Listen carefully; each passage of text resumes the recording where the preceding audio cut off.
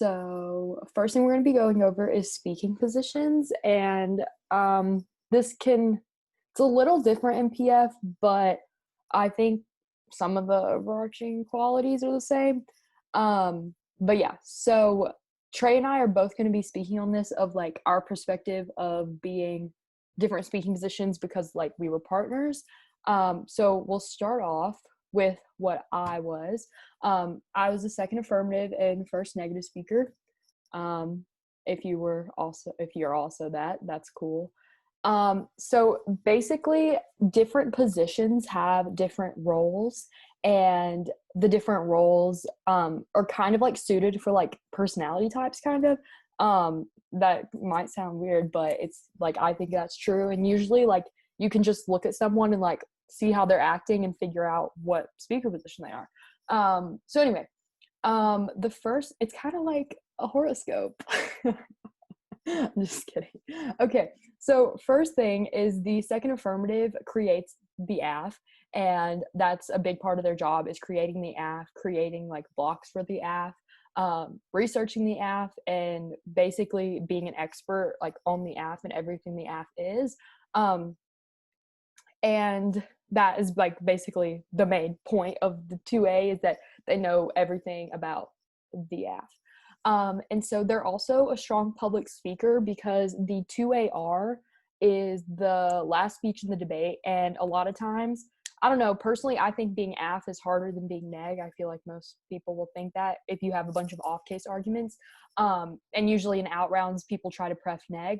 And so I think the 2AR is a really hard speech to give, especially if you're like losing and you like didn't respond to something or anything like that. It's a hard speech to try to respond to.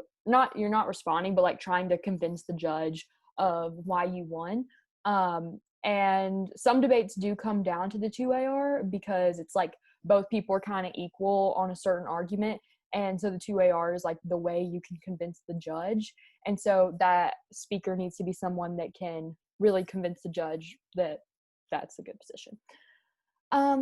Yeah, so 2AR is really important, and so it's strong that you can like bring in pathos and everything. 2AC is a stressful speech to make, and basically the 2AC is where you're combining a bunch of blocks that you have to respond to all the arguments that they present in the 1NC. And this can be a super stressful time if you don't have blocks and if you like are trying to flow, because you're trying to flow the debate and you're also trying to communicate with your partner about what they're saying, all at the same time of why you're trying to put all the files in a different documents for you to read and then send to your opponents. It's really stressful because you also like, it's kind of, I don't know, you shouldn't really take prep time for the 2AC. In my opinion, you should be able to have the blocks and like find everything, maybe like a minute or two max. But so that's why it's really stressful to try to find everything, especially if you're doing varsity and the negative is running like 12 off case arguments. It's really hard to do all that in 8 minutes. So that is that. Is there any questions about the 2A? Nope. Okay, cool. And then the next like part of being the 2A/1N is obviously the 1N, which is the first negative speaker. And I mean, I think in debate, you always have to be a good speaker. So being a good speaker.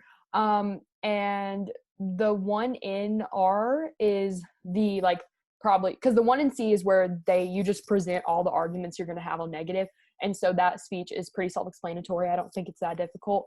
And then the 1NR is part of the negative block. And so you're trying to go for arguments and pick arguments that you're good at like explaining. And so I think most debaters usually have like 2 or 3 arguments that they always go for in the 1NR.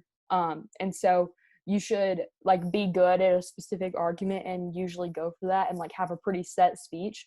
Not always necessarily, depends like how the debate plays out, but I think like usually they specialize in like topicality, a DA, a K, not really a K, usually that's the 2N. But anyway, yeah.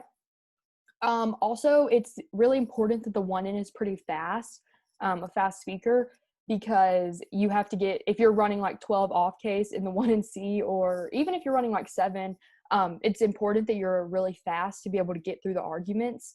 And if you're not fast, then you're not going to get through any arguments, and you'll get through like 2 off case, which is I feel like it's kind of pointless. So 1N, it's important that you're fast. And yeah, that's basically the 1N. So any questions on the 1N?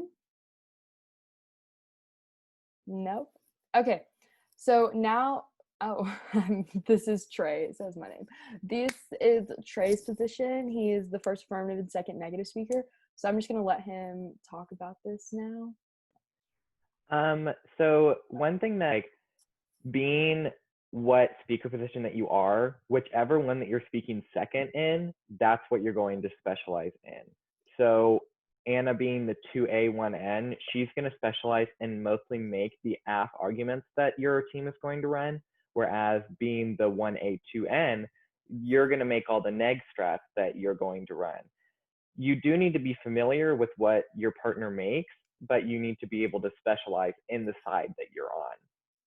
So being the 1A, 2N, you're going to read the 1AC and the 1AR when you're the AF and around. And obviously you need to be that super fast speaker, because if you can't get through your AF, there's going to be a problem.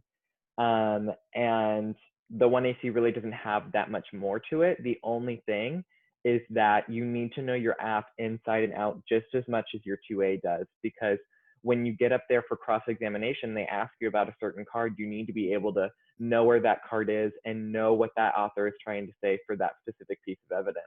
And that goes for both PF and policy. Whenever you read a case, you need to know that inside and out, no matter what speaker position you are. And then when you get to the 1AR, you have this super hard speech where you're responding to a 13-minute negative block in 5 minutes. And so you need to be able to be quick on your feet. I think that the 1A, 2N is more of a technical position. And I think that the 2A, 1N is more of an emotional position, because that 2A has that final speech. So they're usually bringing out that type of emotion in order to get the judge to vote towards them. Whereas the 1A, 2N is mostly just focusing on the technical aspect of the debate and making sure that on the flow, you guys are winning. And so when you are the 1A, you usually want to make sure that you're able to think fast on your feet and you're able to identify the winning arguments on the AF, because obviously you're not going to be able to respond to all of the 13 minutes arguments that they made, but you bring out those most important parts on a flow to make sure that that's the part that's really important that the judge looks at. And then when you get to the 2N, in and round, if you are in the negative, being the 1A, 2N, you're going to have the job of giving the 2NC as well as the 2NR. And that's a really important position on the negative, because you really get to decide what you go for. So whenever you're in a policy round and you run, say you run like 6 off case, you're only going to have 1 by the 2NR. And so usually what you end up doing is you end up, I guess, kicking, or we'll talk about kicking, or dropping certain arguments that you don't think are going to win the round. And so you as the 2N, it's your job to dictate which arguments you know you're going to win. And so the 2NC is obviously going to be that 8-minute speech, a part of the neg block, that's going to be followed by the 1N.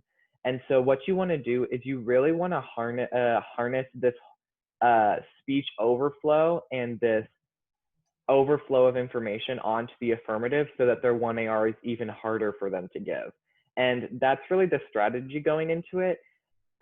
Because you have the longest part, usually what Anna and I have done in rounds, we've taken a K and T, or like a K and a DA into the neg block, because in 8 minutes, I can put so much on the K, and Anna can put so much on a T or a DA, that their 1AR gets overflowed with information, so they drop a lot of the important arguments that we've stated. So usually when you plan your neg strat going into it, you want to make sure that you have that mindset of what arguments do you think would most likely be taken into the neg block. But even then, you want to have blocks for the neg block either way. When you make a neg strat, if you don't make a 2N one or 2N and then 1NR neg block, then you're kind of limiting yourself to what you can take in the neg block. And you want to make sure that you have all of your options open, because you never know what the app isn't going to respond to. And so when being that specialist on the negative, you want to make sure that that 2N speech is going to be super duper important. Especially the 2NR, when it's your last speech, you want to condense all of the arguments down and say, this is the really important one, and this is why we should win. Yes.